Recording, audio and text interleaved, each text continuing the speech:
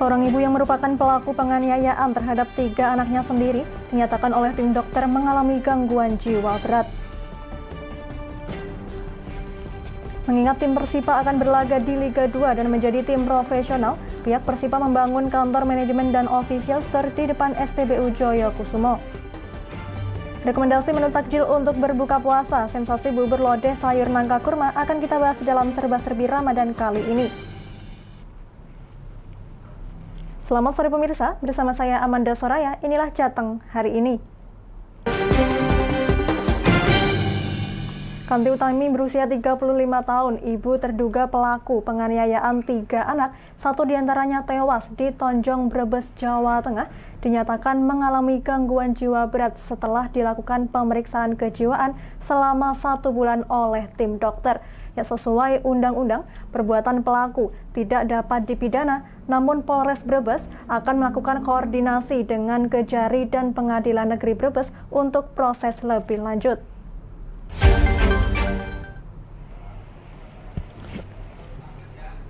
Tim dokter kejiwaan RSUD Susilo Slawi selama sebulan terakhir telah melakukan pemeriksaan kejiwaan terhadap Kanti Utami yang berusia 35 tahun, seorang ibu di desa Sokawera, Kecamatan Tonjong, Kabupaten Brebes, yang menganiaya 3 anaknya sehingga 1 tewas dan 2 terluka akibat benda tajam.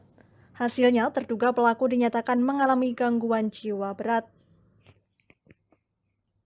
Tim dokter kejiwaan RSUD Susilo Slawi, Dr. Glorio Immanuel mengatakan, dari hasil pemeriksaan kejiwaan, terduga pelaku mengalami gangguan kejiwaan pada saat remaja. Bahkan saat anak-anak terduga pelaku juga pernah mengalami tindakan kekerasan dan pelecehan yang mengakibatkan pelaku kerap mengalami halusinasi. Kondisi tersebut diduga menjadi pemicu terduga pelaku melakukan penganiayaan kepada 3 anaknya. Dari observasi yang kami lakukan, tanya jawab dengan berbagai pihak, didapatkan bahwa terduga merasa bahwa sejak kecil dia mengalami kekerasan fisik, kekerasan verbal, dan juga pelecehan yang hanya dia simpan sendiri. Dan hari itu keluar semua ceritanya tentang semua kejadian masa kecil. Dan kami ulang lagi, besoknya kami ulang lagi, ceritanya tetap tidak berubah. Lalu kami cari ke tempat lain ceritanya, kami dapatkan cerita yang sama. Sementara Kapolres Brebes AKBP Faisal Febrianto pada Senin siang mengatakan, sesuai ketentuan pasal 44 KUHP, perbuatan terdakwa tidak bisa dipidana karena terduga pelaku mengalami gangguan jiwa berat. Namun pihaknya akan berkoordinasi dengan pihak Kejaksaan Negeri dan Pengadilan Negeri Brebes karena hakim yang akan memerintahkan terduga pelaku untuk menjalani perawatan di rumah sakit jiwa. Ini yang terduga pelaku masih mengalami atau halusinasinya sama saja. Jadi menurut keterangan dokter atau ahli, ibu ini dinyatakan atau terduga pelaku ini dinyatakan mengalami gangguan jiwa berat. Untuk sekarang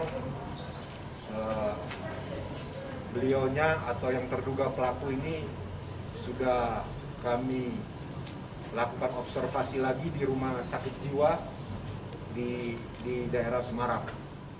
Saat ini terduga pelaku Kanti Utami tengah menjalani perawatan di Rumah Sakit Jiwa Dr. Amino Gondo Hutomo Semarang. Kasus penganiayaan hingga mengakibatkan seorang anak tewas dan 2 lainnya terluka dilakukan terduga pelaku yang juga ibu kandung korban pada 20 Maret lalu di rumahnya. Saat diperiksa polisi, terduga pelaku mengaku mendengar bisikan gaib. Sebelumnya selama 1 bulan, terduga pelaku dirawat di Bangsal Jiwa RSUD Susilo Slawi, Kabupaten Tegal.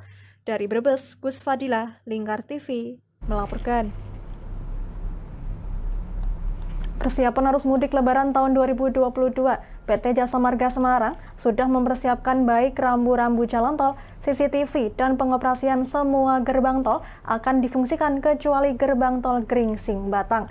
Ya, puncak arus mudik diperkirakan tanggal 29 April 2022 dengan kurang lebih 60.000 kendaraan per hari.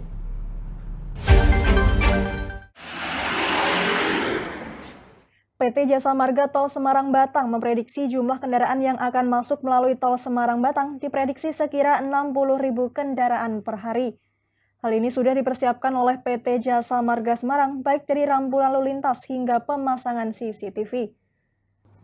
Setidaknya ada 86 CCTV yang sudah dipasang, ditambah 1 CCTV etol yang dirahasiakan pemasangannya.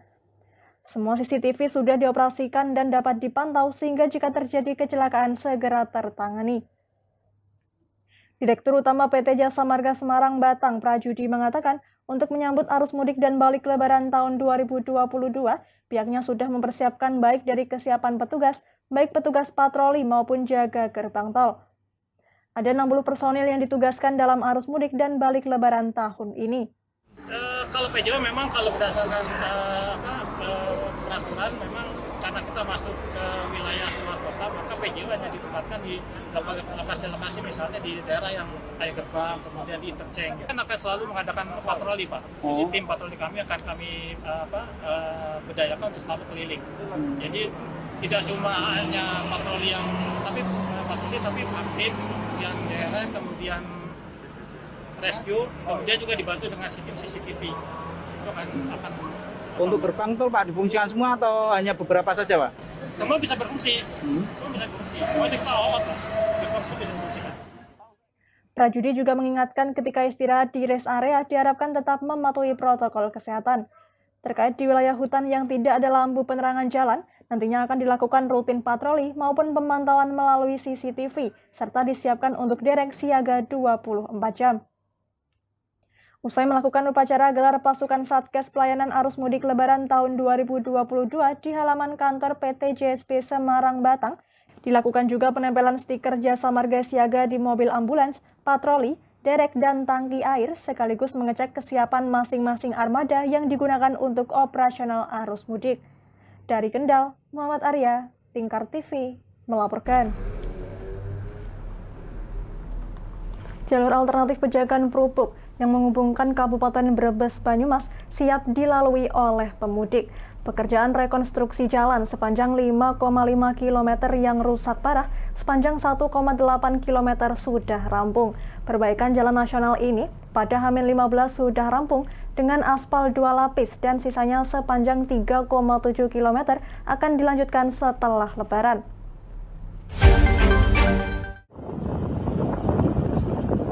Hal ini disampaikan Kepala PPK 1.4 Pejagan Wangon Amal Ginting saat mengecek jalur Pejagan Prupuk di ruas Larangan Songgom, Kabupaten Brebes. Jalur Pejagan Prupuk arah ke Banyumas ini sudah siap dilalui kendaraan pemudik sepanjang 1,8 km, sudah mulus dan lebar, kemudian sisanya masih dalam perawatan. Jalur Pejagan Prupuk tepatnya dari lampu merah Larangan sampai Songgom sebelumnya kondisinya rusak parah. Sekarang 1,8 km sudah bagus beraspal dan diperlebar menjadi 9 meter dari sebelumnya yang hanya lebar 6 meter. Menurut Kepala PPK 14 Pejagan Wangon Amal Ginting, jalur Pejagan Prupuk ini sudah open traffic, namun karena masih dalam pengerjaan dan masih banyak bahu jalan yang belum selesai, kendaraan berat diminta menghindari jalur ini karena akan difokuskan untuk kendaraan pemudik. Di sini ada pekerjaan rekonstruksi ya di ruas Pejagan Prupuk ini. Ini kan memang jalur cukup ramai, jadi di sini ada kemarin yang sering rusak, di sini ada 1,8 kilo. Sementara dari kontrak kita di sini ada pekerjaan sepanjang 5,5 kilo. Nah untuk yang kemarin yang paling besar ini di area sini itu 1,8 kilo. Nah ini sudah kita alhamdulillah kita selesaikan per hari ini. Sampai 15 sudah selesai kita blacktop dengan SC base 2 lapis sehingga bisa dilalui oleh pemudik. Nah sisanya sepanjang 3,7 kilo itu akan kita pelihara fungsional selama Lebaran. Tapi memang untuk lokasi yang 1,8 kilo ini juga sekarang masih proses ya Pak, masih berjalan. Cuma memang sementara pekerjaan di sini kita selesaikan di AC base 2 lapis dan kita stop dulu sehingga bisa dilalui oleh pemudik. Nanti setelah Lebaran akan kita lanjutkan lagi pekerjaannya. Untuk mengantisipasi kemacetan jika terjadi banjir di underpass Pesurupan Prupuk, sudah disiapkan 3 unit alat penyedot air, termasuk pos-pos pemudik, salah satunya dekat flyover Klonengan Prupuk yang difungsikan untuk beristirahat para pemudik. Di posko juga disediakan minuman dan petugas yang siaga untuk membantu para pemudik. Dari Brebes, Gus Fadilah, Lingkar TV, melaporkan. Jangan kemana-mana pemirsa, kami akan kembali usai jeda pariwara. Tetap bersama kami.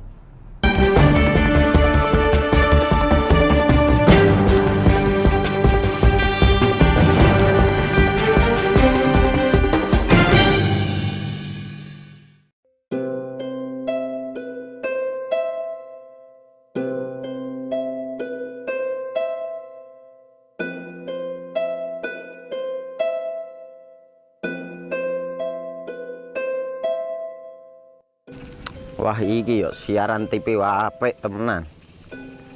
Filme cocok karo suasanane.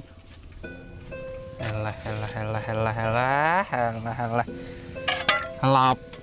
Boleh bro ngene iki awan-awan kok. Iki lho nonton TV, Kang. Wah, kenal nedan kowe wong genang delok HP kok delok TV piye? Wah, kurang update kowe iki, Kang. Lho, maksudnya piye kok ngarane aku update itu?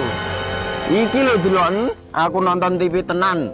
Apa kira nonton HP? Wong delok HP ngono kenal nedan apa iki? Iki lho delok siarane. Lho, kok iso ya? Yo TV apa? Jenenge Lingkar TV, Kang. Saiki erane TV kok ngene iki. Kok Lingkar TV nek dia awak dhewe panggone iso nonton TV lewat HP. Kok ngene iki. Ana film-film ngene iku ya? Iya, filme apik-apik kok ngene iki. Awak dhewe nek sawah leren mbut gawe iso leren delok film-film ngene iki. Padha iso ngene iku. Iso, ora ketinggalan karo cah-cah kae. Duh, HP ku kok ora iso tak nggo ngono piye carane iki? Iki lho Rip, tak doi carane. Piye? Kowe buka Play Store. Play Store, Mas. Yo iku pokoke. Play Store apa? Ketik Lingkar TV. Engko lek wis ngono, klik install. Nah, engko wis ana metu menune Lingkar TV karek ndelok siaran apa ae. Film-filme apik-apik. Berarti film channel Lingkar TV metu nang kene kabeh ra? Iso. Filme wah cocok karo suasana cara didelok ya. Oh, wis iki iso iki. Iya metu kabeh ngene TV wah. Iya. Kondiange ya. Mangkane Lingkar TV filme apik-apik kabeh. Iya, aku ngene kok lagi reti iki malah. Kalau Iya. ana bocah-bocah ajak delok. Ben seru nang kene ya, Pak. Wabek. Rene lo. Tak deloki apik-apik ana film Jos iki.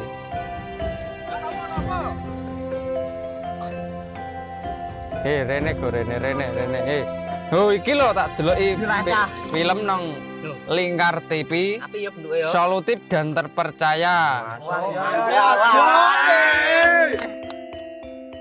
Tonton siaran Lingkar TV melalui aplikasi Lingkar TV di Play Store. Dengan cara ketik Lingkar TV di pencarian Play Store, kemudian tekan install. Mudah bukan? Nikmati tayangan-tayangan menarik dari Lingkar TV kapanpun dan dimanapun Anda berada. Tinggal tekan menu Lingkar TV di HP Anda dan selamat menonton!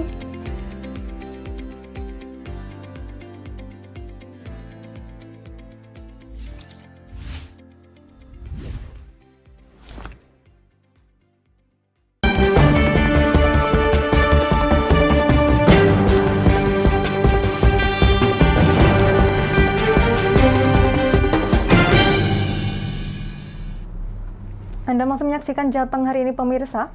Menjelang Lebaran yang tinggal beberapa hari, jasa penukaran uang di Kabupaten Pati mulai bermunculan. Terpantau, warga sangat antusias untuk menukarkan uang mereka dengan uang pecahan tertentu untuk kemudian dibagikan kepada kerabat pada hari Lebaran. Jelang Lebaran yang tinggal menghitung hari, di sekitar Simpang 5 Pati mulai bermunculan jasa penukaran uang. Terpantau warga antusias menukarkan uang mereka untuk kemudian dibagikan kepada saudara saat Lebaran tiba. Salah satu pemilik jasa penukaran uang yang berada di sekitar Simpang 5 Pati mengungkapkan, setiap harinya pihaknya menyediakan 100 juta rupiah dalam bentuk uang pecahan.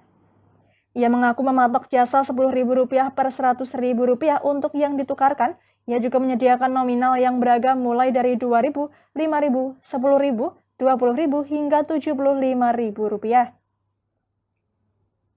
Di pertengahan Ramadan ini, ia mengaku setiap harinya bisa menukarkan uang 50-70 juta rupiah. Sekarang udah rame, Mas? Ini 15 hari ini udah lumayan ramai. Ya, sehari biasanya berapa? Sehari kadang ya nggak mesti ya Mas, kadang ya 50 juta sampai 70 lah. Sehari-hari teramai biasanya kapan, Mas? H-5 Mas. H-5 itu udah ramai sampai malam takbir. Lebih lanjut, Imam menjelaskan bahwa biasanya penukaran uang masuk pada puncak ramai, yakni pada H-5 Lebaran. Pada saat itu biasanya pihaknya bisa melayani penukaran uang sampai 100 juta rupiah. Disinggung perbedaan dari sebelum pandemi, Imam menjelaskan bahwa tidak ada perbedaan yang berarti terkait jumlah permintaan penukaran uang. Jasa penukaran uang ini bisa ditemui di Simpang 5 Pati mulai pukul 8 pagi hingga pukul 9 malam. Dari Pati, Fajar Mukti, Lingkar TV, melaporkan. Persipa Pati saat ini tengah berbenah untuk menatap Liga 2 mendatang. Sebagai tim profesional nantinya, mereka pun sudah membuat kantor baru untuk aktivitas manajemen. Ya, kantor tersebut letaknya terdapat di depan SPBU Joyokusumo Pati. Selain kantor, Persipa juga mempersiapkan official store guna penjualan merchandise resmi Persipa Pati. Sebagai langkah awal persiapan Persipa Pati menatap Liga 2 mendatang, Persipa Pati sudah membuat kantor baru untuk aktivitas manajemen. Kantor ini terletak di depan SPBU Joyokusumo Pati. Kabar tersebut diungkapkan langsung oleh Ketua Persipa Pati, Joni Kurnianto. Kabarnya, selain sebagai pusat aktivitas manajemen, kantor ini nantinya tersedia kafe sekaligus toko merchandise Persipa. Joni berharap para supporter selain bisa nongkrong di kafe Persipa, sekaligus bisa berbelanja merchandise di official store tersebut. Udah buat kantor ya, kantor sama toko, store dan office di depannya Joyokusumo, banyak SPBU Joyokusumo. Nanti juga ada kafe di situ, dan nanti kita lagi membuat ini untuk sponsor, untuk profil dari Persipa di Liga 2 kita buat semua. Nanti begitu kita rencana udah minggu-minggu ini kita turun ke para pengusaha, perusahaan-perusahaan segala macamnya kita turunkan. Langkah cepat pembuatan kantor manajemen sekaligus kafe dan official store oleh jajaran pengurus Persipa merupakan wujud persiapan Persipa menjadi tim profesional di Liga 2 mendatang. Mengingat Persipa nantinya tidak dapat lagi mendapat dukungan dana dari APBD Kabupaten, hal itu mengacu pada regulasi bahwa tim Liga 2 harus beralih menjadi tim profesional dengan pengelolaan yang lepas dari dukungan dana APBD. Dari Pati, Fajar Mukti, Lingkar TV, melaporkan. Berbagai organisasi wanita dengan warna seragam yang berbeda melakukan tahlil dan tabur bunga di makam pahlawan emansipasi wanita Raden Ajeng Kartini di Desa Bulu, Kecamatan Bulu. Mereka adalah sejumlah organisasi yang tergabung ke dalam Gabungan Organisasi Wanita atau GOW Kabupaten Rembang. Sejumlah organisasi yang tergabung ke dalam Gabungan Organisasi Wanita Kabupaten Rembang yang terdiri atas Dharma Wanita, Persit, Bayangkari, TPPKK Kabupaten, dan juga Fatayat dan Muslim NU melakukan tahlil dan tabur bunga di makam pahlawan emansipasi wanita Raden Ajeng Kartini, Desa Bulu, Kecamatan Bulu. Kegiatan ziarah ke makam Raden Ajeng Kartini tersebut merupakan rangkaian kegiatan Gema Kartini memperingati Hari Kartini ke-143. Tak hanya ziarah, mereka juga menyantuni 20 anak yatim, 40 warga kurang mampu, disabilitas, pedagang di sekitar kompleks makam Raden Ajeng Kartini, dan petugas kebersihan. Ketua Tim Penggerak PKK Kabupaten Rembang, Haja Hasiroh Hafidz mengatakan, selain mendoakan, dilakukannya ziarah ini agar para ibu perempuan di Kabupaten Rembang, utamanya kembali mengenang dan mencontohkan perjuangan yang dilakukan pahlawan emansipasi wanita itu. Hasiroh Hafidz yang juga istri Bupati Rembang Haji Abdul Hafidz itu berharap ibu-ibu masa kini bisa melanjutkan perjuangan Raden Ajeng Kartini, salah satunya dengan mendidik anak-anaknya sehingga bisa menjadi generasi penerus yang mandiri. Pada hari ini kita bersama-sama dengan organisasi wanita Kabupaten Rembang mengadakan untuk ziarah ke makam Raden Ajeng Kartini. Dengan kehadiran kita, semoga Ibu kita Kartini kita juga merasa senang, dan kita juga ibu-ibu mempunyai inspirasi. Dan beliau semoga dengan kehadiran ini menggugah wanita untuk bisa berjuang meneruskan perjuangan Ibu Kartini. Hasiroh mengaku senang tahun ini bisa menggelar kegiatan ziarah dengan peserta yang lebih banyak, mengingat 2 tahun vakum karena kasus COVID-19 masih tinggi. Dari Rembang, Tim Lingkar TV melaporkan. Di sebuah masjid pondok pesantren An-Nizam, Desa Lebo Gringsing, Kabupaten Batang, Jawa Tengah, terdapat menu takjil yang unik, sederhana, namun tidak meninggalkan kesunahan Rasulullah Shallallahu Alaihi Wasallam.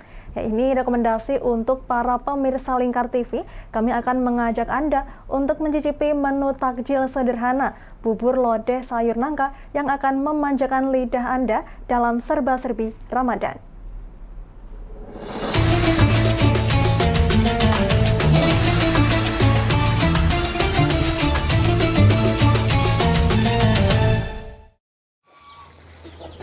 Seperti inilah proses pembuatan bubur lodeh sayur nangka kurma. Agar tidak terlalu lama, sekira pukul 2 siang, bumbu serta bahan makanan yang akan dimasak sudah dipersiapkan. Buah nangka yang sudah dipotong-potong lembut disiapkan dengan air santan dan bumbu khusus lainnya. Kemudian dengan menggunakan bahan bakar kayu, proses memasak menu takjil dimulai. Tidak perlu menu makanan yang spesial, cukup sederhana saja. Bubur lodeh nangka kurma namanya, sepintas memang tidak asing di telinga masyarakat Jawa Tengah. Namun bila ditambah dengan makanan khas Nabi Muhammad yang merupakan anjuran kesunahan dalam berbuka puasa, bubur lodeh nangka kurma jadinya. Setelah tersiapkan semua, baru hidangan khas warga Desa Lebo mulai dikeluarkan dari dapur menuju ke masjid. Dengan menggunakan tenaga santri, estafet piring yang sudah terisi bubur nangka kurma ditata di teras masjid menunggu pengajian yang digelar oleh pengasuh pondok pesantren. Menurut Ustadz Siroju Tolibin menjelaskan, bubur tersebut dinamakan bubur nangka kurma karena dalam bubur tersebut terdapat sayuran bersantan nangka dihiasi kurma. Takjil seperti ini sudah berlangsung puluhan tahun yang lalu. Dengan disertai minuman air teh hangat, sungguh nikmat buka bersama di sebuah Masjid Al-Abidin, Ponpes An-Nizam, Desa Lebo, Kecamatan Gringsing, Kabupaten Batang. Ya seperti inilah kami mengadakan menghormati bulan Ramadan dengan cara kita mengkaji kitab. Saat ini ada kitab Mawaidul Usfuria, yaitu terkait dengan cerita-cerita. Selain mengkaji, ini cara kita untuk mengadakan atau bahasa sekarang itu ngabuburit, yaitu dengan cara mengkaji, dan setelah itu kita nanti buka bersama. Salah satu santri ponpes tersebut mengaku sangat menikmatinya karena di kampungnya jarang ditemukan menu takjil yang khas seperti di pondok. Bubur apa? Gimana rasanya, Dek? Enak ya. Terus udah sering untuk acara di sini setiap puasa? Sudah sering. Ngaji apa tadi? Ngaji sore. Menu takjilnya bareng-bareng. Bubur khas pondok pesantren peninggalan ulama setempat Habib Abdullah bin Muhammad Al-Atas, bubur yang hanya ada di saat bulan Ramadan tersebut melalui proses penyajian yang cukup lama. Setelah semuanya selesai hingga matang, kemudian mulai ditata dan dipindahkan ke satu persatu piring. Dari Batang, Ahmad Revaldi Krisna, Lingkar TV, melaporkan. Serba-serbi Ramadan tadi sekaligus mengakhiri kebersamaan kita kali ini. Terus saksikan Jateng hari ini setiap pukul 17 waktu Indonesia Barat hanya di Lingkar TV. Akhirnya saya Mada Soraya, mewakili seluruh kerabat kerja yang bertugas, pamit dari hadapan Anda. Terima kasih dan sampai jumpa.